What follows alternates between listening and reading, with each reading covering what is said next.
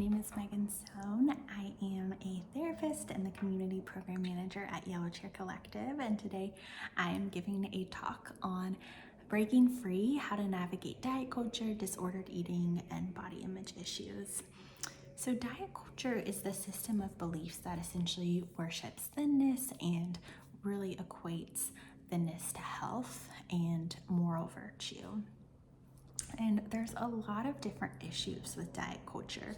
One is that the historical origins of diet culture indicate that there weren't really just or worthy reasons for how weight ended up becoming what it is today, with so much emphasis on it being the indicator of health and an indicator of morality. There's also other reasons too, things like weight isn't actually an accurate indicator of someone's health, as well as diets not working and even at times being dangerous. Diets often lead to a lot of weight fluctuation that can result in some negative health conditions, as well as diets can be a cause for things like disordered eating and body image issues. So there are a lot of reasons why diet culture can be problematic.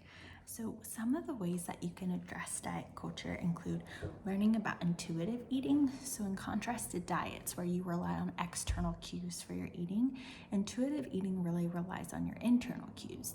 The premise behind it is your body knows how to feed itself. Your body knows when you're hungry, when you're full, and so intuitive eating is all about tuning into some of those cues. Another suggestion is conceptualizing other ways of understanding health. So instead of looking at health as defined by weight, maybe looking at some other more accurate health indicators, like things like your metabolic activity. Also, health isn't just limited to physical health, but also having a more holistic understanding, including things like your mental health and your emotional health too.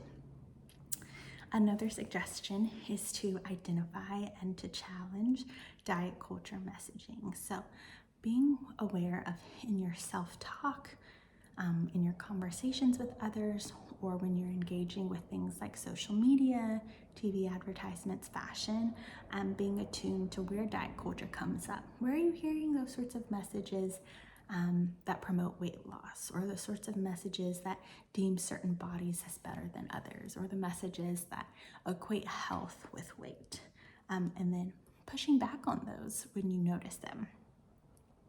Because we're so inundated with diet culture messaging, it's in our media, it's in our advertisements, it's in social media, it's in our fashion and clothing, it's in the food and beverage industry, marketing, the healthcare profession, our interpersonal relationships. The list goes on and on. Because this is the messaging that we're constantly inundated with, I think it can be really helpful to try to immerse yourself in more anti-diet culture.